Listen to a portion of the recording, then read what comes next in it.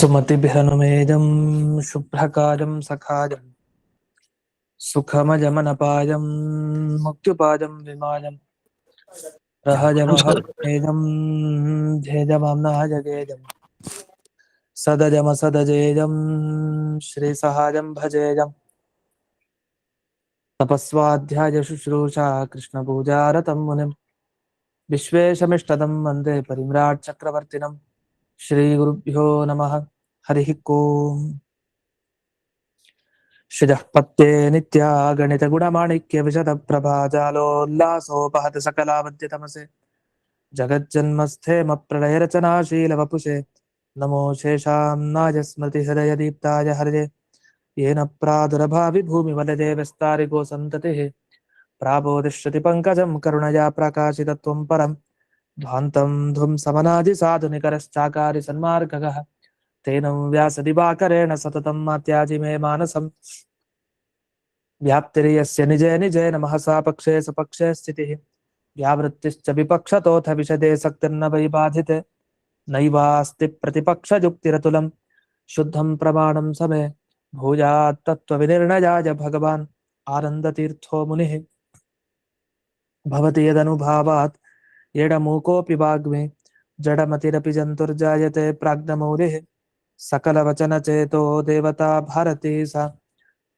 मम वचसि निधत्तां सन्निधिं मानसे च रमानिवासोचितवासभूमिः सन्न्यायरत्नावलिजन्मभूमिः वैराग्यभाग्यो मम पद्मनाभतीर्थामृताब्धिर्भवताद्विभूत्यै पदवाक्यप्रमाणज्ञान् प्रतिपादिमदच्छिदः श्रीमदक्षोभ्यतीर्थाख्यान् उपतिष्ठे गुरून् मम श्रीमदानन्दतीर्थारि सन्मनः सरसि भुवि अनुव्याख्याननलिने चञ्चरीकतिमे मनः न शब्दाब्धौ गाढाः न च निगमचर्चासु चतुराः न च न्याये प्रौढाः न च विदितवेद्यापि वयं परं श्रीमत्पूर्णप्रमतिगुरुकारुण्यसरणिं प्रपन्नामान्यास्मः किमपि च वदन्तोऽपि महताम् ॐ नारायणं निखिलपूर्णगुणैकदेहं निर्दोषमाप्यतममप्यखिलैः सुवाक्यैः अस्योद्भवादिदमशेषविशेषतोऽपि वन्द्यं सदा प्रियतमं मम सन्नमामि कुपिता हि पणच्छाया समीकृत्या परं सुखं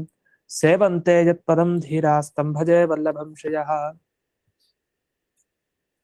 ಈಗ ಹೊಸ ಅಧಿಕರಣ ಪ್ರಾರಂಭ 249ನೇ ಸುಧಾಮೂಲ ಭಕ್ತಿರೇವ ಏನಂ ನಯತಿ ಅಂತ ಒಂದು ವೇದ ವಾಕ್ಯ ಇದೆ. ಭಕ್ತಿರೇವ ಏನಂ ನಯತಿ. ಏನಂ ಅಂದ್ರೆ ಪರಮಾತ್ಮನಂ ಅಂತ ಅರ್ಥ.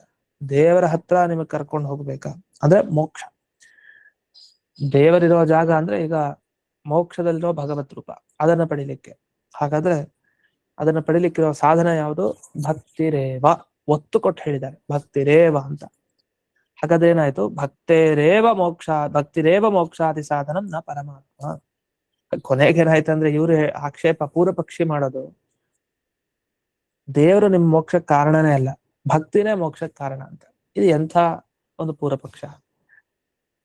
ಮಾಡೋ ಭಕ್ತಿನೇ ದೇವ್ರ ಬಗ್ಗೆ ತಾನೆ, ದೇವ್ರ ಮೋಕ್ಷಕ್ಕೆ ಕಾರಣ ಅಲ್ವಂತೆ, ಭಕ್ತಿ ಮೋಕ್ಷಕ್ಕೆ ಕಾರಣ ಅಂತೆ. ಇದು ಹೇಗೆ ಅಂದ್ರೆ ದೇವರ ಅನುಗ್ರಹ ಬೇಕಾಗಿಲ್ಲ ಅಂತ ತಾತ್ಪರ್ಯ. ಅಂದ್ರೆ ಪೂರ್ವ ಪಕ್ಷಿ ಪ್ರಶ್ನೆ ಮಾಡೋ ಒಂದ್ ಸ್ವಲ್ಪ ಬುದ್ಧಿವಂತ ಇರ್ಬೇಕಲ್ಲ. ಅವನು ಪೆದ್ದ ತರ ಮಾಡಿದ್ರೆ ಇಲ್ಲ ಪರಮಾತ್ಮ ಅಲ್ಲ ಮೋಕ್ಷಕ್ಕೆ ಕಾರಣ, ಅವನಲ್ಲಿ ಮಾಡೋ ಭಕ್ತಿ ಕಾರಣ. ಮತ್ ಪರಮಾತ್ಮ ಬೇಕಾ ಬೇಡವಾ? ಹಾಗಾದ್ರೆ ಒಂದ್ ವಸ್ತು ಅದು ಬೇಕು, ಭಕ್ತಿ ಮಾಡ್ಲಿಕ್ಕೆ ಒಂದ್ ವಸ್ತು ಬೇಕಷ್ಟೇ, ಮೋಕ್ಷಕ್ಕೆ ಭಕ್ತಿ ಬೇಕು. ಹೀಗೆ ಎಲ್ಲಾಗಾಯ್ತು. ಈ ತರನೂ ಪೂರ್ವ ಪಕ್ಷ ಮಾಡೋದಿದೆ. ಇದ್ರ ಜೊತೆಗೆ ದೇವರ ಅನುಗ್ರಹ ಬೇಕಾಗಿಲ್ಲ ಮೋಕ್ಷಕ್ಕೆ, ಭಕ್ತಿ ಇದ್ರೆ ಸಾಕವನಲ್ಲಿ, ಭಕ್ತಿ ಮಾಡಿದ್ರೆ ಸ್ವಯಂ ಮೋಕ್ಷ ಸಿಗತ್ತೆ. ಅಲ್ಲ ಹೌದಾ?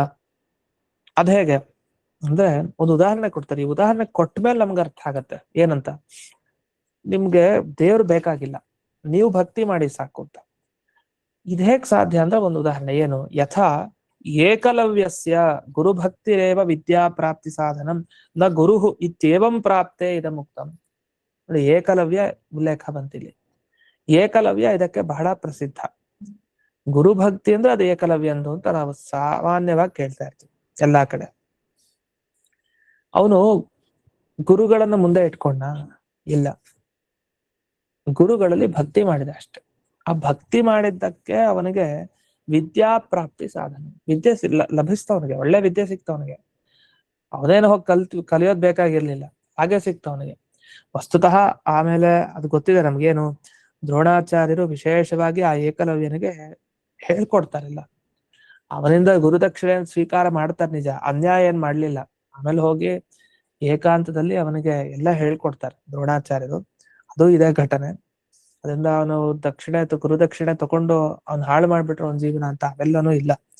ಏಕಲವ್ಯ ಗುರುಭಕ್ತಿ ಮಾಡೋನ್ ಸರಿ. ಏಕಲವ್ಯ ಕೃಷ್ಣನ ವಿರೋಧಿ ಪಕ್ಷದಲ್ಲಿಂದ ಜರಾಸಂಧನ ಸಹಾಯಕನಾಗಿ ನಿಂತಿದ್ದಾನು, ಪ್ರಧಾನವಾಗಿ ಕೃಷ್ಣನ ವಿರೋಧಿಯಾಗಿ. ಅದೆಲ್ಲ ಪಕ್ಕಕ್ಕಿಟ್ಟು ಈ ಪೂರ್ವ ಪಕ್ಷಿ ಅವನು ಪೂರ್ವ ಪಕ್ಷದವನು ಪ್ರಶ್ನೆ ಮಾಡೇ ಮಾಡ್ತಾನೆ. ಏಕಲವ್ಯ ಗುರುಭಕ್ತಿ ಮಾಡಿದ, ಅದರಿಂದಲೇ ಅವನಿಗೆ ವಿದ್ಯೆ ಸಿಕ್ತು. ಆ ಗುರುಗಳಿಂದ ಏನಾಗ್ಲಿಲ್ಲ ಅವನಿಗೆ. ಹಾಗಾಗಿ ನಾವು ದೇವರ ಮೇಲೆ ಭಕ್ತಿ ಮಾಡಿದ್ರೆ ಸಾಕು, ದೇವರಿಂದ ನಮ್ಗೇನ್ ಆಗ್ಬೇಕಾಗಿಲ್ಲ.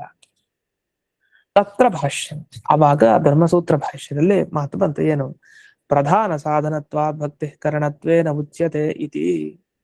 ಇಲ್ಲ, ಪ್ರಧಾನ ಸಾಧನ ಭಕ್ತಿಗೆ ಪ್ರಧಾನ ಸಾಧನತ್ವ ಇದೆ. ಅಂದ್ರೆ ಮೋಕ್ಷ ಸಿಗ್ಲಿಕ್ಕೆ ನಿಮ್ಗೆ ನಾವು ಮಾಡೋ ಪ್ರತಿನಿತ್ಯದ ದೇವರ ಪೂಜೆನೂ ಮುಖ್ಯ, ಇಲ್ಲ ಅಂತಿಲ್ಲ. ನಾವು ಮಾಡೋಂತಹ ಪ್ರತಿ ವ್ರತ ಉಪವಾಸ ಎಲ್ಲ ಮುಖ್ಯ. ಹೇಗೆ ಪರಂಪರೆಯ, ಇದು ನೇರ ಅಲ್ಲ. ಇದನ್ನ ಮಾಡಿದ್ರೆ ಅಂತಃಕರಣ ಶುದ್ಧಿ, ಚಿತ್ತ ಶುದ್ಧಿ ಆಗತ್ತೆ. ಚಿತ್ತ ಶುದ್ಧಿ ಆದ್ಮೇಲೆ ಜ್ಞಾನ ಪಡೀಲಿಕ್ಕೆ ಒಂದು ಅವಕಾಶ ಸಿಗತ್ತೆ. ಜ್ಞಾನವನ್ನು ನಾವು ಪಡೆದ ಮೇಲೆ ಜೀವನದಲ್ಲಿ ಆಗ ಜ್ಞಾನ ಭಕ್ತಿ ಎಲ್ಲ ಜೊತೆಗೆ ಸೇರಿ ಧ್ಯಾನ ಮಾಡಿ ಅಪರೋಕ್ಷ ಜ್ಞಾನ ಆಗಿ ಪ್ರಸಾದ ಆಗಿ ಮೋಕ್ಷಕ್ಕೆ ಹೋಗ್ತಾನೆ. ಇಷ್ಟೆಲ್ಲ ಇದೆ ಮುಂದಕ್ಕೆ. ಆದ್ರೆ ಅದರ ಮುಂಚೆ ಇಲ್ಲಿ ಇಷ್ಟೆಲ್ಲ ಸಾಧನಗಳ ಮಧ್ಯೆ ಎಷ್ಟೋ ಇದೆ ಮೋಕ್ಷಕ್ಕೆ ಸಾಧನ, ಅದರಲ್ಲಿ ಯಾವ್ದು ಪ್ರಧಾನ? ಅದು ಭಕ್ತಿ, ಅದೇ ಕಾರಣ, ಅದೇ ಸಾಧನ ಅಂತ ಹೇಳಿದ್ದಾರೆ. ಆವಾಗ ಕೆಲವ್ರಿಗೆ ಸಂಶಯ ಬರಬಹುದಿತ್ತು. ಏನಂತ, ಓ ದೇವರಿಗಿಂತ ದೇವ್ರ ಮೇಲೆ ಮಾಡೋ ಭಕ್ತಿನೇ ಶ್ರೇಷ್ಠ. ಯಾಕೆ ದೇವ್ರ ಮೇಲೆ ಮಾಡೋ ಭಕ್ತಿ ತಾನೇ ನಮ್ಗೆ ಮೋಕ್ಷ ತೋರ್ಕೊಡೋದು. ನಮ್ಗೆ ಯಾವ್ದ್ರಿಂದ ಲಾಭ ಆಗತ್ತೋ ಅದು ನಮ್ಗೆ ಮುಖ್ಯ.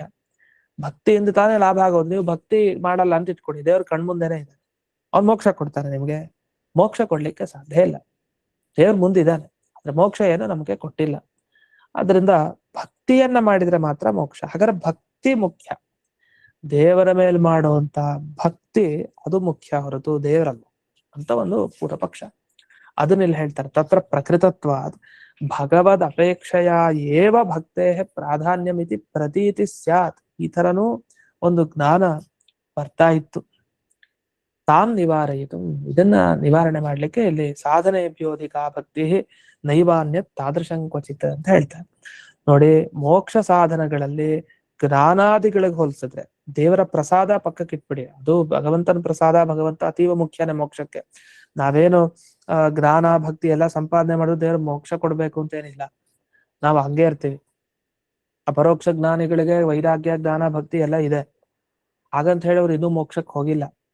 ಹಾಗಾಗಿ ಮೋಕ್ಷಕ್ಕೆ ಹೋಗ್ಬೇಕು ಅಂತ ಆದ್ರೆ ಪ್ರಧಾನ ಸಾಧನ ಅದು ದೇವರ ಅನುಗ್ರಹನೇ. ಅದು ನಮ್ಮ ಸಿದ್ಧಾಂತ, ಅದು ತತ್ವವಿಧಾಂ ಪಂಥಾಹ, ಅದೇ ಸರಿಯಾದ ದಾರಿ. ಆದ್ರೆ ಇಲ್ಲಿ ಹೇಳ್ತಾ ಇರೋದೇನು, ಜ್ಞಾನ ವೈರಾಗ್ಯ ಈ ತರಹದ ಮೋಕ್ಷಕ್ಕೆ ಬೇಕಾದ ಸಾಧನಗಳಲ್ಲಿ ಅಧಿಕಾ ಭಕ್ತಿ, ಹೆಚ್ಚಿನ ಸ್ಥಾನ ಅದು ಭಕ್ತಿಗೆ.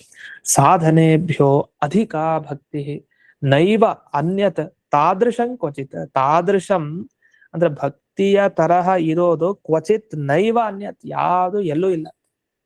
ಸರಿ, ಕ್ವಚಿನ್ ಮುಕ್ತೌ ಜ್ಞಾನಾದೌವ ಭಗವತೋ ಅನ್ಯತ್ ಸಾಧನಂ ಭಕ್ತಿ ಸದೃಶಂ ನೈವ ಅಸ್ತಿ ಇತ್ಯರ್ಥ. ಅಲ್ಲ, ಸ್ಪಷ್ಟವಾಗಿ ಆಚಾರ್ಯರೇ ಹೇಳ್ಬಿಟ್ಟಿದ್ದಾರೆ.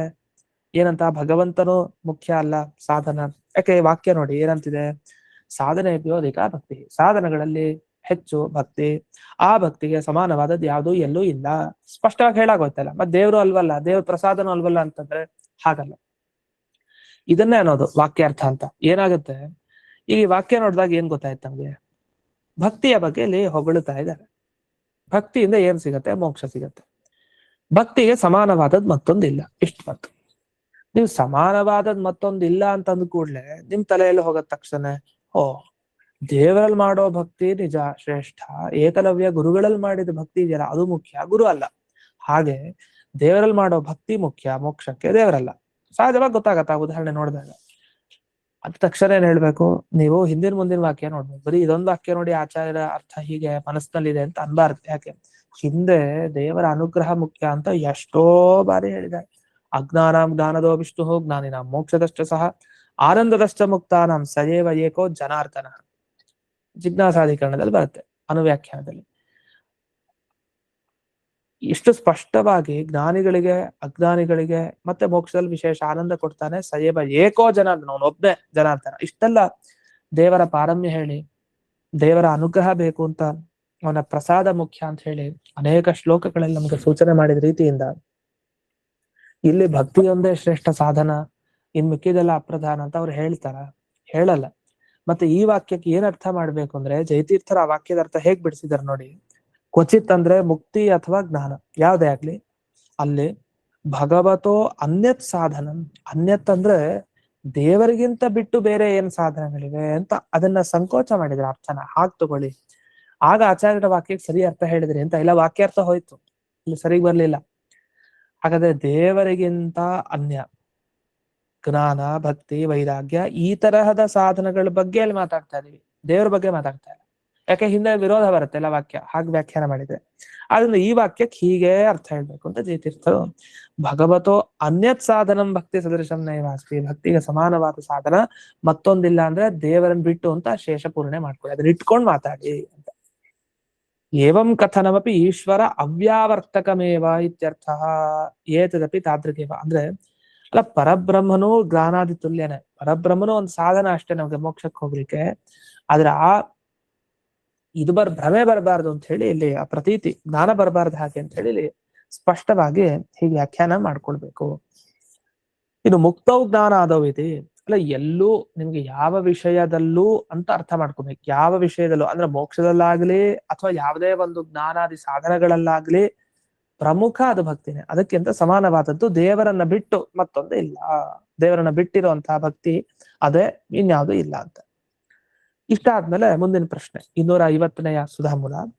ಭಕ್ತಿ ರೀತಿ ಸಾಮಾನ್ಯನ ಉಕ್ತಂ ನ ಜ್ಞಾಯತೆ ಕಿಂ ವಿಷಯ ಕಥಂಚ ಇತಿ ಅತ ಆಹ ಭಕ್ತಿ. ಅಲ್ಲ, ಭಕ್ತಿ ಮಾಡ್ಬೇಕು ನಿಜ, ಅದು ಶ್ರೇಷ್ಠ ಸಾಧನ ಮೋಕ್ಷಕ್ಕೆ, ಓಕೆ ಆಯ್ತು. ಆದ್ರೆ ಯಾರ ಬಗ್ಗೆ ಭಕ್ತಿ ಮಾಡ್ಬೇಕು? ಕಿಂ ವಿಷಯ, ವಿಷಯ ಏನು ಭಕ್ತಿಗೆ? ಭಕ್ತಿ ಮಾಡಿ ಯಾರು ಒಬ್ರು ಬೇಕಲ್ಲ ವಿಷಯ. ಈಗ ಶ್ರದ್ಧೆ ತೋರ್ಸಪ್ಪ, ಯಾವ ವಿಷಯದಲ್ಲಿ ಶ್ರದ್ಧೆ ಹೇಳ್ಬೇಕಲ್ಲ. ಪ್ರೀತಿ ತೋರ್ಸಪ್ಪ ಪ್ರೀತಿ, ನಗಪ್ಪ, ಯಾವ ವಿಷಯದಲ್ಲಿ ನಗ್ಬೇಕು, ಯಾವ ವಿಷಯದಲ್ಲಿ ಪ್ರೀತಿ ತೋರಿಸ್ಬೇಕು. ಅಂದ್ರೆ ವಿಷಯ ಇಲ್ದೇನೆ ಇದು ಯಾವ್ದು ನಡೆಯಲ್ಲ.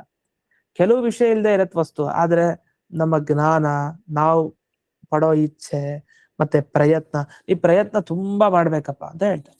ಯಾವ ವಿಷಯದಲ್ಲಿ ವಿಷಯ ಇಲ್ಲದೆ ಹಾಗೆ ಪ್ರಯತ್ನ ಇರುತ್ತಾ? ಇಲ್ಲ. ಸರಿ, ನೀನು ತುಂಬಾ ಜ್ಞಾನ ಸಂಪಾದನೆ ಮಾಡ್ಬೇಕು, ಯಾವ್ದ್ರ ಬಗ್ಗೆ? ಒಂದು ವಿಷಯ ಇರಲೇಬೇಕು. ಅಂದ್ರೆ ಜ್ಞಾನ, ಇಚ್ಛಾ, ಪ್ರಯತ್ನ, ಪ್ರೀತಿ, ಸ್ನೇಹ, ಈ ಅಂತಃಕರಣದ ಧರ್ಮ ಇರುತ್ತಲ್ಲ, ಮನಸ್ಸಿಗೆ ಸಂಬಂಧಪಟ್ಟಿದ ಮನಸ್ಸಿನ ಪರಿಣಾಮ, ಇದೆಲ್ಲದಕ್ಕೂ ಏನೋ ಒಂದು ವಿಷಯ ಇರಲೇಬೇಕು. ವಿಷಯ ಇಲ್ಲದೇನೆ ಏನಿರುತ್ತೆ? ಹಾಗೆ ಇರ್ಲಿ. ಸುಖ ಅಂದ್ರೆ ವಿಷಯ ಇಲ್ಲದೆ ಸುಖ ಇರುತ್ತಾ? ಯಾವ್ದಿಂದಲೋ ಸುಖ ಆಗಿದೆ, ಯಾವ್ದಿಂದಲೋ ದುಃಖಕ್ಕೂ ವಿಷಯ ಇದೆ, ಸುಖಕ್ಕೂ ವಿಷಯ ಇದೆ. ಹಾಗೆ ಭಕ್ತಿಗೆ ಏನು ವಿಷಯ? ಆಚಾರ್ಯರು ಸಾಮಾನ್ಯವಾಗಿ ಹೇಳಿದ್ರು, ಸಾಧನೆ ಅಭ್ಯೋಧಿಕ ಭಕ್ತಿ ನೈವಾನ್ಯ ತಾದೃಶಂ ಕ್ವಚಿತ್. ಏನದು ಭಕ್ತಿ, ಯಾವ್ದ್ರ ಬಗ್ಗೆ ಅಂದಾಗ ಪ್ರಶ್ನೆ ಬಂದು ಉತ್ತರ ಕೊಟ್ರು. ಭಕ್ತಿಶ್ಚೈವ ಹರಾವೇವ ಮುಖ್ಯ ನ್ಯತ್ರ ಯಥಾ ಕ್ರಮಂ ಸ್ವಾಧಿಕತ್ವೇನ ಸರ್ವತ್ರ ಸ್ವೋತ್ತಮೇಶು ಕ್ರಮೇಣ ಚ ಅಂತ. ಎಲ್ಲಿ ಭಕ್ತಿ ಮಾಡ್ಬೇಕು ಅಂದ್ರೆ ಮುಖ್ಯವಾದ ಭಕ್ತಿ ದೇವರಲ್ಲಿ ಮಾತ್ರ. ಹರಾವೇವ ಮುಖ್ಯ. ಹಾಗಾದ್ರೆ ಮಿಕ್ಕಿದವರೆಲ್ಲ ಅಮುಖ್ಯ ಭಕ್ತಿ, ಯಾವ ತರ ಉದಾಸೀನ ಭಕ್ತಿ. ಹಾಗಲ್ಲ.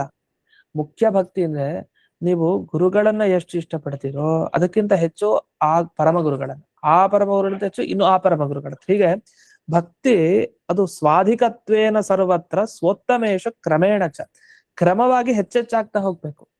ಯಾರು ಹೆಚ್ಚೆಚ್ಚು ಸಾಧನೆ ಮಾಡ್ತಾ ಇದ್ರೆ ಅವರಲ್ಲಿ ಇನ್ನೂ ಹೆಚ್ಚೆಚ್ಚು ಭಕ್ತಿ ಆಗ್ತಾ ಹೋಗ್ಬೇಕು. ಆದ್ರೆ ಅದನ್ನ ಸಾಧನೆ ಯಾವ್ದೊಂದು ನೀವು ತಿಳ್ಕೊಂಡಿರ್ಬೇಕು ಸರಿಯಾಗಿ.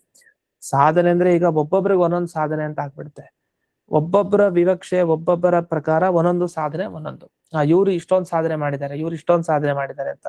ಆದ್ರೆ ಆ ಸಾಧನೆಯಲ್ಲಿ ತಾರತಮ್ಯ ತುಂಬಾ ಇರುತ್ತೆ. ಅದನ್ನ ನೋಡ್ಕೊಂಡು ಭಕ್ತಿ ಮಾಡ್ಬೇಕು ಎಲ್ಲಾ ಕಡೆ. ಮತ್ತು ತಾರತಮ್ಯ ಇಲ್ಲದೇನೆ ಯಾವುದು ಹೊರಡಲ್ಲ. ಭಕ್ತಿ ಆಗ್ಲಿ, ಜ್ಞಾನ ಆಗ್ಲಿ, ಶ್ರದ್ಧೆ ಆಗ್ಲಿ, ಎಲ್ಲಾ ಕಡೆ ತಾರತಮ್ಯ ಇದೆ. ಅದನ್ನ ಹೇಳಿ ಬಿಡಿಸ್ತಾ ಹೋಗ್ತಾರೆ. ಹರಾವೇವ ಮುಖ್ಯ ಸರ್ವಾಧಿಕ ನ ತಥಾ ಅನ್ಯತ್ರ. ದೇವರಲ್ಲೇ ಮುಖ್ಯವಾದ, ಎಲ್ಲದಕ್ಕಿಂತಲೂ ಹೆಚ್ಚಾದ ಭಕ್ತಿ ದೇವರಲ್ಲೇ. ಅವನ್ ಥರ ಯಾರು ಇಲ್ಲ. ನ ತಥಾ ಅನ್ಯತ್ರ. ದೇವರಲ್ಲಿ ಮಾಡೋ ತರ ಭಕ್ತಿ ಏನಿದೆಯಲ್ಲ, ದೇವರಲ್ಲಿ ಮಾಡೋ ಭಕ್ತಿ ಏನಿದೆಯಲ್ಲ, ಆ ತರಹದ ಭಕ್ತಿಯನ್ನ ಇನ್ನೊಂದ್ ಕಡೆ ಮಾಡೋ ಹಾಗಿಲ್ಲ. ಅನ್ಯತ್ರಾಪಿ ಯಥಾ ಕ್ರಮಮೇವ. ಹಾಗಂತ ಹೇಳಿ ಮಿಕ್ಕಿದ್ದು ಲಕ್ಷ್ಮೀದೇವಿಯಿಂದ ಹಿಡಿದು ಏನ್ ದೇವತೆಗಳಿದ್ದಾರೆ, ಋಷಿಗಳಿದ್ದಾರೆ, ಮುನಿಗಳಿದ್ದಾರೆ, ಗಂಧರ್ವರು, ವಿದ್ಯಾಧರರು, ಇವರಲ್ಲೆಲ್ಲ ಆ ತರದ ಭಕ್ತಿ ಅಂತ ಹೇಳ್ತಾರೆ, ಒಂದೇ ಭಕ್ತಿ ಅಂತ. ಅವರಲ್ಲೂ ತಾರತಮ್ಯ ನೋಡ್ಕೊಂಡೇ ಭಕ್ತಿ. ಆದ್ರಿಂದಲೇ ಈ ಕಕ್ಷಾ ತಾರತಮ್ಯ ಏನಿದೆಯಲ್ಲ, ಯಾರು ಯಾವ ಯಾವ ಕಕ್ಷೆಯಲ್ಲಿ ಬರ್ತಾರೆ ಅದಕ್ಕೆ ಅನುಗುಣವಾಗಿಯೇ ಭಕ್ತಿ ಮಾಡ್ಬೇಕು. ಆದ್ರೆ ಭಕ್ತಿಯನ್ನ ನಾವು ಹೇಗ್ ಮಾಡೋದು ಅನ್ನೋದ್ರಲ್ಲಿ ಎಡವ್ತೀವಿ. ಯಾಕೆಂದ್ರೆ ಹೌದಾ, ಇವರೆಲ್ಲ ಎಷ್ಟು ಭಕ್ತಿ ಮಾಡ್ಬೇಕು, ಇವರೆಲ್ಲ ಎಷ್ಟು ಭಕ್ತಿ ಮಾಡ್ಬೇಕು, ಮೊದಲು ಭಕ್ತಿನೇ ಇಲ್ಲ ನಮ್ಮಲ್ಲಿ, ಇನ್ ಭಕ್ತಿ ಎಷ್ಟು ಮಾಡ್ಬೇಕು ಅನ್ನೋದು ಆಮೇಲೆ. ಆದ್ರೆ ಹೀಗಿದೆ ಅಂತ ವಿಚಾರವನ್ನ ನಾವು ತಿಳ್ಕೊಂಡಿರ್ಬೇಕು. ಇದು ಒಂದು ದಿವಸ ಬರುತ್ತೆ ಭಕ್ತಿ, ಯಾವಾಗ ಶಾಸ್ತ್ರಾಧ್ಯಯನ ಮಾಡಿ ಮಾಡಿ ಮಾಡಿ ಮಾಡಿ ಅದು ಒಂದು ಪಕ್ವಾವಸ್ಥೆಗೆ ತಲುಪಿದಾಗ ನಮಗೆ ಗೊತ್ತಿಲ್ಲದೆ ನಮಗ್ ಭಕ್ತಿ ಬಂದಿರುತ್ತೆ ದೇವರಲ್ಲಿ. ಆವಾಗ ನಮಗ್ ಗೊತ್ತಿಲ್ಲದೆ ಬರೋದೇನಿದೆಯಲ್ಲ ಅದೇ ನಿಜವಾದ ಭಕ್ತಿ. ಆಮೇಲೆ ಅದು ಅರ್ಥ ಆಗ್ಲಿಕ್ಕೆ ದೇವ್ರಿಗೆ ಯಾರು ಕಣ್ಮುಂದೆ ಬಂದ್ರೆ ನಾವು ಭಕ್ತಿ ಮಾಡಿದೀವಿ ಅಂತ ಅರ್ಥ, ಇದಂದ್ರೆ ಭಕ್ತಿ ಮಾಡಿಲ್ಲ ಅಂತ ಅರ್ಥ ಅಷ್ಟೇ. ಯಾಕಂದ್ರೆ ಇದುವರೆಗೆ ಸ್ವೋತ್ತಮೇಶು ಅನ್ಯತ್ರ ಯಥಾಕ್ರಮ, ಬೇರೆ ಕಡೆ ಕ್ರಮವಾಗಿ ಮೊದಲನೇ ಕಕ್ಷೆಯಲ್ಲಿ ಬರೋರ್ ಮೇಲೆ ಜಾಸ್ತಿ ಭಕ್ತಿ, ಆಮೇಲೆ ಬರೋರ್ ಮೇಲೆ ಸ್ವಲ್ಪ ಅವ್ರಿಗಿಂತ ಕಡಿಮೆ, ಅಂದ್ರೆ ಅವರನ್ನ ಇವರು ಸಮಾನ ಅಂತ ಭಾವಿಸ್ಬಾರ್ದು. ಈಗ ಇಂದ್ರದೇವರಲ್ಲಿ ಭಕ್ತಿ ಮಾಡಿ, ರುದ್ರದೇವರಲ್ಲಿ ಭಕ್ತಿ ಮಾಡಿ, ಇಂದ್ರದೇವರು ರುದ್ರದೇವರು ಒಂದೇ ತರ ಭಕ್ತಿ ಮಾಡ್ತಾ ಹೋದ್ರೆ ತಪ್ಪಾಗ್ಬಿಡುತ್ತೆ. ಆ ರುದ್ರದೇವರ ಗುಣಗಳು ಬೇರೆ, ಅವರ ಅನುಗ್ರಹ ಮಾಡುವಂತಹ ಪರಿ ಬೇರೆ, ಅವರ ಶಕ್ತಿನೇ ಬೇರೆ, ಆ ತರ ಅದಕ್ಕನುಗುಣವಾಗಿ ಅವ್ರ ಮೇಲೆ ಭಕ್ತಿ ಮಾಡೋದೇ ಬೇರೆ. ಹಾಗಂತ ರುದ್ರದೇವರು ವಾಯುದೇವರಲ್ಲಿ ಒಂದೇ ಭಕ್ತಿ ಇಲ್ಲ. ಆದ್ರೆ ಬ್ರಹ್ಮದೇವರು ವಾಯುದೇವರಲ್ಲಿ ಭಕ್ತಿ, ರುಜುದೇವತೆಗಳಲ್ಲಿ ಭಕ್ತಿ ಒಂದೇ ತರ, ಅಲ್ಲಿ ವ್ಯತ್ಯಾಸ ಇಲ್ಲ. ಎಲ್ಲಾ ರುಜುದೇವತೆಗಳು ಸಮಾನ. ಆದ್ರಿಂದ ಸ್ವಾಧಿಕತ್ವೇನ ಸರ್ವತ್ರ ಸ್ವೋತ್ತಮೇಶು ಕ್ರಮೇಣ ಚ ಸಾಕ್ಷಾತ್ ಸ್ವ ಉತ್ತಮೆ ಸ್ವ ಅಧಿಕ ಇವ ಕರ್ತವ್ಯ. ಈಗ ನಮಗಿಂತ ಹೆಚ್ಚಿನವ್ರು ಇರ್ತಾರೆ, ನಮ್ಮ ಗುರುಗಳಿರ್ತಾರೆ. ಆ ನಮ್ಮ ಗುರುಗಳಲ್ಲಿ ನಮ್ಮ ಮೇಲೆ ನಮ್ಗೆ ಏನಿದೆಯಲ್ಲ ಅದಕ್ಕಿಂತ ಜಾಸ್ತಿ ನಾವು ನಮ್ಮ ಗುರುಗಳ ಮೇಲೆ ತೋರಿಸ್ಬೇಕು. ಆ ಗುರುಗಳೇನಿದಾರಲ್ಲ ಅವರಲ್ಲಿ ಇನ್ನೂ ಜಾಸ್ತಿ, ಆ ಗುರುಗಳು ಇನ್ನೂ ಜಾಸ್ತಿ. ಹೀಗೆ ಅನ್ಯತ್ರ ಸ್ವೋತ್ತಮೇಶು ತದುತ್ತಮತ್ವ ಕ್ರಮೇಣ, ಯಾರಿಗಿಂತ ಉತ್ತಮನೋ ಆಯಾಯ ಉತ್ತಮೋತ್ತಮರಲ್ಲಿ ಉತ್ತಮೋತ್ತಮ ಭಕ್ತಿಯಾಗಿ ಅದು ಹೋಗ್ತಾ ಇರಬೇಕು. ಯದ್ಯಪಿ ಯೇಷೋ ಅರ್ಥ ಪ್ರಾಗುಕ್ತ ತಥಾಪಿ ತಾತ್ಪರ್ಯ ಅತಿಶಯ ದ್ಯೋತನಾಯ ಪುನರುಕ್ತ. ಅಲ್ಲ, ಈ ವಿಷಯ ಮುಂಚೆ ಹೇಳಾಗೋಗಿದೆಯಲ್ಲ, ಮತ್ತ್ಯಾಕೆ ಅದೇ ವಿಷಯ ಹೇಳ್ತಾ ಇದ್ದೀರಿ ಅಂತ ನಮಗೆ ಹಿಂದೆ ಹೇಳಿದ ವಿಷಯನೇ ಮರ್ತ ಹೋಗಿರುತ್ತೆ. ವಸ್ತುತಃ ಹಿಂದೆ ಇದು ಬಂದಿದೆ, ಎಲ್ಲಿ ಪರಿಮಳ ಟಿಪ್ಪಣಿಯಲ್ಲಿ ಅದನ್ನು ಉಲ್ಲೇಖ ಮಾಡಿದ್ದಾರೆ. ಪ್ರಾಗುಕ್ತ ಎಲ್ಲಿ? ಅಥೋ ವಿಷ್ಣು ಪರಾಭಕ್ತಿ ತದ್ಭಕ್ತೇಷು ರಮಾದಿಷು ತಾರತಮ್ಯೇನ ಕರ್ತವ್ಯ ಇತ್ಯಾದೌ ಇತಿ ಭಾವ. ವಿಷ್ಣುವಿನಲ್ಲೇ ಪರಾಭಕ್ತಿ, ಅವನ ಭಕ್ತರಾದ ರಮಾದಿ ದೇವತೆಗಳಲ್ಲಿ ತಾರತಮ್ಯೇನ ಕರ್ತವ್ಯ ಹೇಳಿದೆ ಸ್ಪಷ್ಟವಾಗಿ. ಅದೆಲ್ಲ ವಿಷಯ ಹಿಂದೆ ಬಂದಿದೆ. ಇನ್ನು ಯಾವ್ದು ಪತ್ರದಲ್ಲಿ ಹೇಳ್ತಾರೆ, ಸ್ವಾದರ ಸರ್ವಜಂತೂನ, ಎಲ್ಲಾ ಪ್ರಾಣಿಗಳ ಮೇಲೆ ಆದರ ತೋರಿಸ್ಬೇಕು. ಈಗೆಲ್ಲ ಮಾನವೀಯತೆ ಮೆರಿಬೇಕು ಅಂತ ಹೇಳ್ತಾರೆ. ಅದನ್ನ ಆಚಾರ್ಯ ಆಗೋಗಿದೆ ಆ ಕಾಲದಲ್ಲಿ. ಆಚಾರ್ಯರು ಯಾರ ಜೊತೆ ಹೇಗಿರ್ಬೇಕು ಅನ್ನೋ ವಿಷಯವನ್ನು ಹೇಳಿದ್ದಾರೆ ಅನುವ್ಯಾಖ್ಯಾನದಲ್ಲಿ. ಅದು ಹಿಂದೆ ನಾವು ನೋಡಿದೀವಿ. ನಿಮಗೆ ಸಮಾನರವರು, ನಿಮ್ಮ ಗುಣಗಳ ತರನೇ ಅವರಲ್ಲೂ ಹಾಗೆ ಇದೆಯಾ, ನಿಮ್ ತರನೇ ಸಾಧನೆಯಲ್ಲಿ ಹಾಗೆ ಇದಾರ, ಅವರಲ್ಲೇನ್ ತೋರಿಸ್ಬೇಕು? ಮೈತ್ರಿ ಅಂತ ಹೇಳ್ತಾರೆ, ಸ್ನೇಹ. ಅವ್ರಿಗೆ ಹೋಗಿ ನಮಸ್ಕಾರ ಮಾಡ್ಬೇಕು ಅಂತ ಹೇಳಿಲ್ಲ, ಮೈತ್ರಿ. ನಿಮಗಿಂತ ಕೆಳಕ್ಕೆ ಇದಾರ, ಅವ್ರ ಮೇಲೆ ಆದರ ತೋರಿಸಿ. ನಿಮಗಿಂತ ಮೇಲಕ್ಕಿದಾರ, ಭಕ್ತಿಯನ್ನ ತೋರಿಸಿ. ದುಷ್ಟರ ದ್ವೇಷ ಮಾಡಿ ಅಂತಾನೆ ಹೇಳ್ತಾರೆ. ಯಾಕೆ? ಹರಿದ್ವೇಷಿಗಳು, ದ್ವೇಷ ಮಾಡಿ. ಈ ತರ ಅನೇಕ ರೀತಿಯಾದ ಒಂದು ಚೌಕಟ್ಟಿನಲ್ಲಿ ವಿವರಣೆ ಮಾಡಿದ್ದಾರೆ ಹಿಂದೆ. ಅದನ್ನ ಸ್ವಾದರ ಸರ್ವಜಂತು, ಸರ್ವಜಂತುಗಳು ಅಂದ್ರೆ ಮತ್ತೆ ಇಲ್ಲ ಅದೇ ವಾಕ್ಯಾರ್ಥ. ಏನ್ ವಾಕ್ಯಾರ್ಥ? ಈಗ ಎಲ್ಲಾ ಪ್ರಾಣಿಗಳ ಮೇಲೆ ನೀವು ಆದರ ತೋರಿಸಿ, ಮತ್ ಕೆಟ್ಟವ್ರ ಮೇಲೆ ಆದರ ತೋರಿಸ್ಬೇಕಾ? ತೋರಿಸ್ಬಾರ್ದಲ್ಲಿ. ತೋರಿಸಿದ್ರೆ ಅದು ಪಾಪಕರ್ಮಕ್ಕೆ ಗುರಿಯಾಗ್ಬೇಕಾಗತ್ತೆ. ನೀವು ಅವ್ರ ಪಾಪ ಸಾಧನೆಗೆ ಅನುಕೂಲ ಮಾಡ್ಕೊಟ್ಟ ಹಾಗಾಯ್ತು, ನೀವು ಮಾಡೋ ಹಾಗಿಲ್ಲ ಅಂತ. ಅಂದ್ರೆ ಸ್ವಾದರ ಸರ್ವ ಜಂತುಗಳು ಅಂದ್ರೆ ಸರ್ವ ಅಂದ್ರೆ ಎಲ್ಲ, ಅಂದ್ರೆ ಕೆಲವ್ರನ್ನ ಬಿಟ್ಟು ಅಂತಾನೆ ಅರ್ಥ, ಕೆಲವ್ರನ್ನ ಬಿಟ್ಟು ಇನ್ನೆಲ್ಲ ಅಂತ ಅರ್ಥನೇ.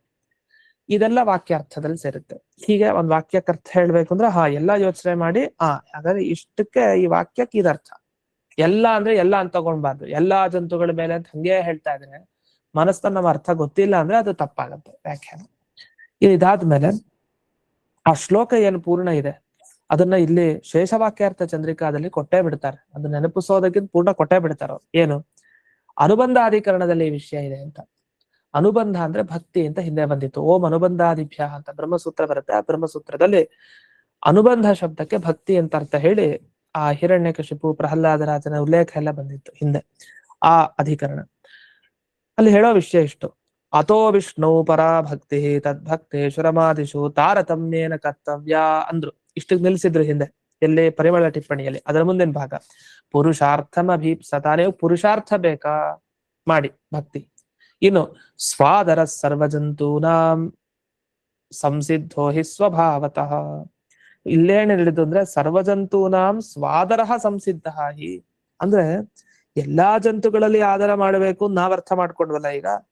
ಇವ್ರು ಹೇಳ್ತಾರೆ ನೋಡಿ, ಆದರ ಇರೋದು ಎಲ್ಲಾ ಜಂತುಗಳ ಮೇಲೆ ಯಾರಿಗೂ ಇರಲ್ಲ, ತಮ್ಮೇಲ್ ತಮಗಿರತ್ತೆ. ಸ್ವಾದರ ಸ್ವ ಆದರ ಸರ್ವಜಂತೂನ ಎಲ್ಲಾ ಪ್ರಾಣಿಗಳಿಗೆ ತಮ್ಮ ತಮ್ಮ ಮೇಲೆ ಆದರ, ಅದು ಸ್ವಭಾವತ ಸಂಸಿದ್ಧ, ಸ್ವಾಭಾವಿಕವಾಗಿರುತ್ತೆ. ಅದನ್ನ ಹೇಳ್ಕೊಡೋದ್ ಬೇಕಾಗಿಲ್ಲ. ನಾವು ನಮ್ಮ ಮೇಲೆ ನಾವು ಭಕ್ತಿನ ಜಾಸ್ತಿನೇ ಮಾಡ್ತೀವಿ ಬೇರೆಯವ್ರಿಗಿಂತ. ಯಾಕೆ ನಮ್ಮ ಮೇಲೆ ನಮಗ್ ಪ್ರೀತಿ ಜಾಸ್ತಿ ಇರುತ್ತೆ. ಆ ಪ್ರೀತಿಯ ಅವಿಚ್ಛಿನ್ನತೆ ಇರುತ್ತಲ್ಲ, ಅದೇ ಭಕ್ತಿ. ಆ ಅವಿಚ್ಛಿನ್ನತೆ ನಮ್ಮಲ್ಲಿ ನಮ್ಗೆ ಎಂದಿಗೂ ಕಡಿಮೆ ಆಗಲ್ಲ. ನಾವ್ ಎಂದಿಗೂ ನಮ್ಮನ್ನ ನಾವು ಬಿಟ್ಕೊಡಲ್ಲ. ಅದು ಎಲ್ಲಾ ಮನುಷ್ಯರಿಗೂ ಅನುಭವಕ್ಕಿರುತ್ತೆ. ಏನೇ ಆಗ್ಲಿ ನಾವು ಒಪ್ಕೊಡೋದಿಲ್ಲ. ನಾವು ಸರಿ ಅಂತಾನೆ ನಮಗೆ ಭಾವನೆ ಇದ್ದೇ ಇರುತ್ತೆ. ಅಂದ್ಮೇಲೆ ನಮ್ಮಲ್ಲಿ ನಮಗ್ ಜಾಸ್ತಿ ಭಕ್ತಿ ಇರುತ್ತೆ. ನಿರಂತರ ಪ್ರೇಮ ಪ್ರವಾಹ ಅಂತ ಹೇಳ್ತೀವಲ್ಲ, ಆ ನಿರಂತರ ಪ್ರೇಮ ಪ್ರವಾಹ ನಮ್ಮ ಮೇಲೆ ನಮ್ಗೆ ಜಾಸ್ತಿ ಇರುತ್ತೆ. ಇದು ಸರ್ವ ಜಂತುಗಳಿಗೆ ಸ್ವಾಭಾವಿಕವಾಗಿ ಇರುತ್ತೆ. ಆದ್ರೆ ಈ ಪ್ರೇಮ ಇದೆಯಲ್ಲ, ನಿರಂತರ ಪ್ರೇಮ ನಿಮ್ಮ ಮೇಲೆ ನಿಮ್ಗಿರೋದು, ತಥೋ ಅಧಿಕ, ಅದಕ್ಕಿಂತ ಹೆಚ್ಚು ಮಾಡಬೇಕು ನಿಮ್ಮ ಸ್ವೋತ್ತಮರಲ್ಲಿ. ಆದ್ರೆ ಸ್ವೋತ್ತಮರಲ್ಲಿ ದ್ವೇಷ ಮಾಡಬಾರ್ದು, ಸ್ವೋತ್ತಮರಿಗೆ ದ್ರೋಹ ಮಾಡಬಾರ್ದು. ತದಾಧಿಕ್ಯ ಅನುಸಾರತಃ, ಅವರವರು ಹೇಗೆ ಅಧಿಕರೋ ಉತ್ತಮರೋ ಅದಕ್ಕೆ ಅನುಗುಣವಾಗಿ ಅಲ್ಲಿ ಭಕ್ತಿ ಜಾಸ್ತಿ ಮಾಡ್ಬೇಕು. ಎಲ್ಲಿವರೆಗೆ? ಕರ್ತವ್ಯೋ ವಾಸುದೇವಾಂತಂ ಸರ್ವತಾ ಶುಭಮಿಚ್ಛತ, ವಾಸುದೇವರೂಪಿ ಪರಮಾತ್ಮನವರೆಗೆ ಹೋಗ್ಬೇಕು ನೀವು. ಈಗ ನಿಮ್ ತಂದೆ ಯಾರು, ನಿಮಗ್ ಮೂಲ ಯಾರು, ಕೊನೆಗೆ ದೇವರು. ಹಾಗೆ ನಿಮ್ಮೇಲೆ ನಿಮಗ್ ಜಾಸ್ತಿ ಪ್ರೇಮ, ನಿಮ್ಗಿಂತ ನಿಮ್ಮ ಗುರುಗಳ ಮೇಲೆ ನಿಮಗಿಂತ ಜಾಸ್ತಿ ಪ್ರೇಮ. ಹೀಗೆ ಹೋಗ್ತಾ ಹೋಗ್ತಾ ಹೋಗ್ತಾ ವಾಸುದೇವ ಅಂತ ವಾಸುದೇವನವರೆಗೆ ಮಾಡಬೇಕು. ಯಾತಕ್ಕೆ ಅಂದ್ರೆ ಸರ್ವಥಾ ಶುಭಂ ಇಚ್ಛತ, ಶುಭ ಅಂದ್ರೆ ಮೋಕ್ಷ. ಮೋಕ್ಷ ಬೇಕು ಅಂತ ಆದ್ರೆ ನಿಮಗೆ ಮಾಡ್ಲೇಬೇಕು, ಇಲ್ಲ ಅಂದ್ರೆ. ಆದ್ರಿಂದ ಮೊದಲು ಎಲ್ಲಿ ಎಡವಟ್ ಮಾಡ್ಕೊಂಡಿದೀವಿ ಅಂದ್ರೆ, ಮೊದಲನೇ ಮೆಟ್ಲೆ ಸರಿ ಇಲ್ಲ. ಮೊದಲನೇ ಮೆಟ್ಲೆ ಏನಾಯ್ತು, ನಮ್ಮ ಮೇಲೆ ನಮಗೆ ಏನು ನಿರಂತರ ಪ್ರೇಮ ಪ್ರವಾಹ ಇದೆ, ಇದಕ್ಕಿಂತ ಹೆಚ್ಚು ನಮ್ಮ ಗುರುಗಳಲ್ಲಿ ಮಾಡ್ಬೇಕು. ಇದು ಯಾವತ್ತು ಬರುತ್ತೋ ಅವತ್ತಿನಿಂದ ಭಕ್ತಿ ಜಾಗೃತಿ ಆಗಿದೆ ಅಂತ ಅರ್ಥ. ಅದು ಭಕ್ತಿ ಹುಟ್ಟಿದೆ ಅಂತ ಅರ್ಥ ನಮ್ಮಲ್ಲಿ. ಇಲ್ಲ ಅಂದ್ರೆ ಅದು ಭಕ್ತಿ ಹುಟ್ಟೇ ಇಲ್ಲ, ಇನ್ ಮುಂದೆ ಹೋಗೋದಿಲ್ಲ. ನಾವ್ ಅನ್ಕೊಳ್ತೀವಿ ನಾವು ತುಂಬಾ ಭಕ್ತಿ ಮಾಡ್ತೀವಿ ಅಂತ. ಇಲ್ಲ, ಅದು ಭಕ್ತಿ ಅಲ್ಲ, ಅದು ಇನ್ನೊಂದು ಹೆಸರು ಕೊಡ್ಬೇಕು ಆ ಮನೋವೃತ್ತಿಗೆ. ನಮ್ಗೆ ಶ್ರದ್ಧೆ ಜಾಸ್ತಿ ಇದೆ ಅಷ್ಟೇ, ಭಕ್ತಿ ಅಲ್ಲ. ಶ್ರದ್ಧೆ ಜಾಸ್ತಿ ಅನ್ನೋದ್ರೆ ನಾವು ಭಕ್ತಿ ಜಾಸ್ತಿ ಇದೆ ಅಂತ ಇನ್ನೊಂದು ಶಬ್ದದಿಂದ ಕರಿತಾ ಇದೀವಿ, ಅದಲ್ಲ. ಯಾಕೆ ಭಕ್ತಿಯ ವಿವರಣೆಯನ್ನು ನಾವು ಮತ್ತೆ ಜಿಜ್ಞಾಸಾಧಿಕರದಲ್ಲೇ ಬರುತ್ತೆ, ಅದನ್ನ ಆಮೇಲೆ ನೋಡ್ತೀವಿ. ಹೀಗೆ ಕರ್ತವ್ಯೋ ವಾಸುದೇವ ಅಂತ ಸರ್ವತಾ ಶುಭಮಿಚ್ಛತ. ಇಲ್ಲಿ ಯಾವಾಗ್ಲೂ ಶೇಷವಾಕ್ಯಾರ್ಥ ಚಂದ್ರಿಕಾಕಾರರು ತಾವು ಮುಕ್ತಾಯ ಮಾಡ್ಬೇಕಾದ್ರೆ ತಮ್ಮ ಟಿಪ್ಪಣಿ ಭಾಗ, ಒಂದೊಂದೇ ಟಿಪ್ಪಣಿ ಬರೀತಾ ಕೊನೆಗೆ ಒಂದು ಶ್ಲೋಕ ಬರೀತಾರೆ. ಅಲ್ಲಿ ಭಕ್ತಿಯ ಬಗ್ಗೆನೇ ಹೇಳ್ತಾರೆ ಅವರು. ಅವ್ರ ಶ್ಲೋಕದಲ್ಲಿ ಈ ಮಂಗಳ ಶ್ಲೋಕ ಅಂತಿರತ್ತಲ್ಲ ವ್ಯಾಖ್ಯಾನಕಾರರದು, ಮಂಗಳ ಶ್ಲೋಕ ಮತ್ತೆ ಕೊನೆಗೆ ವ್ಯಾಖ್ಯಾನ ಟಿಪ್ಪಣಿ ಮುಗಿಸಿದ್ಮೇಲೆ ಅವ್ರು ಹೇಳ್ತಾರೆ, ಯದ್ ವಿದ್ಯಾಧೀಶ ಗುರೋಹ ಶುಶ್ರೂಷ ಅನ್ಯಾನ ರೋಚತೆ ಯಸ್ಮಾತ್ ಅಸ್ತು ಏಷಾ ಭಕ್ತಿಯುತ ಶ್ರೀ ವಿದ್ಯಾಧೀಶ ಪಾದಯೋ ಸೇವಾ. ವಿದ್ಯಾಧೀಶ ಗುರುಗಳ ಶುಶ್ರೂಷೆ ಬಿಟ್ಟು ನನಗೇನು ಆಸೆ ಇಲ್ಲ ಅಂತಾರ. ನಮ್ಮ ಗುರುಗಳ ಶುಶ್ರೂಷೆ ಮಾಡೋದ್ ಬಿಟ್ಟು, ಅವ್ರ ಸೇವೆ ಮಾಡೋದ್ ಬಿಟ್ಟು ನಂಗೆ ಇನ್ನೇನು ಆಸೆ ಇಲ್ಲ. ಈ ಟಿಪ್ಪಣಿ ಸೇವೆ ಏನ್ ಮಾಡಿದಿನಲ್ಲ, ಈ ಭಕ್ತಿಯಿಂದ ಈ ಸೇವೆ ಅವರ ಪಾದಗಳಿಗೆ ಸಮರ್ಪಿತ ಅಷ್ಟೆ. ಇಷ್ಟೇ, ಈ ಭಾವನೆಯಲ್ಲೇ ಅವರು ಈ ಒಂದು ಇದು ಟಿಪ್ಪಣಿ ರಚನೆ ಮಾಡ್ತಾ ಹೋಗಿದ್ದಾರೆ. ಅಲ್ಲೂ ಕೊನೆಗೆ ಅವರು ಮುಕ್ತಾಯ ಮಾಡ್ಬೇಕಾದ್ರೆ ನೋಡಿ ಅವ್ರು ಹೇಗಿರುತ್ತೆ. ಇದು ಶ್ರೀಮದ್ ಪರವಾಕ್ಯ ಪ್ರಮಾಣ ವಿಧಾಮ್ ಅಗ್ರೇಸರಾಣಂ ಶ್ರೀಮದ್ ಸಕಲ ವಿದ್ವತ್ ಚಕ್ರ ಚೂಡಾಮಣೀನಾಂ ಶ್ರೀಮದ್ ವಿದ್ಯಾಧೀಶ ತೀರ್ಥ ಪೂಜ್ಯ ಪಾದಾನಂ ನಿಜ ಶಿಷ್ಯಸ್ಯ ಕೇಶವಸ್ಯ ಕೃತೌ. ಕೇಶವ ಪಾಂಡುರಂಗಿ ಅಂತ, ಕೇಶವಾಚಾರ್ಯ ಪಾಂಡುರಂಗಿ ಅವರ ಕೃತಿ ಇದು. ಗುರುರಾಜೋಪದಿಷ್ಟ ಮಾರ್ಗಾನುವರ್ತಿನ್ಯಾಮ್ ಅಂತ ವಿದ್ಯಾಧೀಶ ತೀರ್ಥರು ಈ ವಾಕ್ಯಾರ್ಥ ಚಂದ್ರಿಕಾ ಅಂತ ಕೃತಿ ಬರ್ತಿದ್ದಾರೆ, ಟಿಪ್ಪಣಿ. ಆಮೇಲೆ ಶೇಷ ವಾಕ್ಯಾರ್ಥ ಚಂದ್ರಿಕಾ, ಇವಾಗೆಲ್ಲ ವ್ಯಾಸರಾಜರದು ಮತ್ತೆ ಈ ಇವತ್ತಿನ ಆರಾಧ್ಯ ಮೂರ್ತಿಗಳು ಶೇಷ ಚಂದ್ರಿಕಾಚಾರ್ಯರು, ಶೇಷಚಂದ್ರಿಕಾ ಅವ್ರು ಪೂರ್ಣ ಮಾಡ್ತಾರೆ. ಶಮೋವತ್ಸಮ ಅಂತ ಅವ್ರು 2 ಅಧ್ಯಾಯ ಬರೆದ್ರು, ಇನ್ನು ಪೂರ್ಣ ಮಾಡ್ತಾರೆ ಅವರು, ಮಾಡಿದ್ರು ಪೂರ್ಣ. ಇಲ್ಲಿ ಹಾಗಿಲ್ಲ ವಸ್ತುತಃ. ಇಲ್ಲೇನಾಯ್ತು, ಸ್ವಲ್ಪನೇ ಬರೆದಿದ್ದು ವಿದ್ಯಾಧೀಶ ತೀರ್ಥರು. ಆಮೇಲೆ ಮಿಕ್ಕಿದ್ದೆಲ್ಲ ಶೇಷಚಂದ್ರಿಕಾ, ಇದು ಶೇಷ ವಾಕ್ಯಾರ್ಥ ಚಂದ್ರಿಕಾನೇ ಸಿಗೋದು. ಇದು ವಾಕ್ಯಾರ್ಥ ಚಂದ್ರಿಕಾ, ಶೇಷ ವಾಕ್ಯಾರ್ಥ ಚಂದ್ರಿಕಾ. ಇದಕ್ಕಿಂತ ಮೊದಲು ನಾವು ಇದನ್ನ ಕೇಳೋದು ತಾತ್ಪರ್ಯ ಚಂದ್ರಿಕಾ ಮತ್ತೆ ಶೇಷ ತಾತ್ಪರ್ಯ ಚಂದ್ರಿಕಾ, ಅದು ಅಂದ್ರೆ ವ್ಯಾಸತ್ರಯದಲ್ಲಿ ಸೇರೋದು. ಹೀಗೆ ಭಕ್ತಿ ಅನ್ನೋದು ಬಹಳ ಮುಖ್ಯ ಅಂತ ಇಲ್ಲಿವರೆಗೆ ತೋರಿಸಿದ್ದಾರೆ. ಆ ಭಕ್ತಿಯನ್ನ ಹೆಚ್ಚೆಚ್ಚು ನಮಗಿಂತ ಬೇರೆಯವ್ರ ಮೇಲೆ ಮಾಡಬೇಕು ಅಂತ ಇಷ್ಟಿದೆ.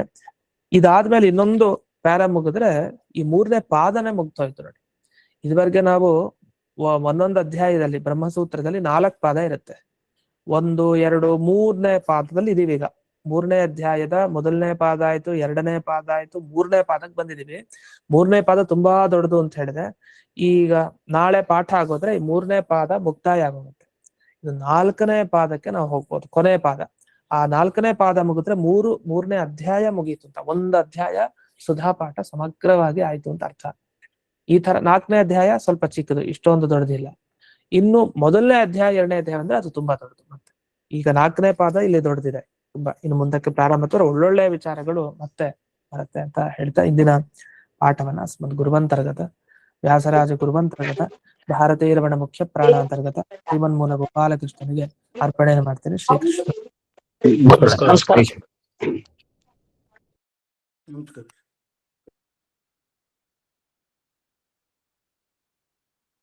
ನಮಸ್ಕಾರ ಆಚಾರ್ಯ. ನಮಸ್ಕಾರ ಆಚಾರ್ಯ. ನಮಸ್ಕಾರ ಆಚಾರ್ಯ.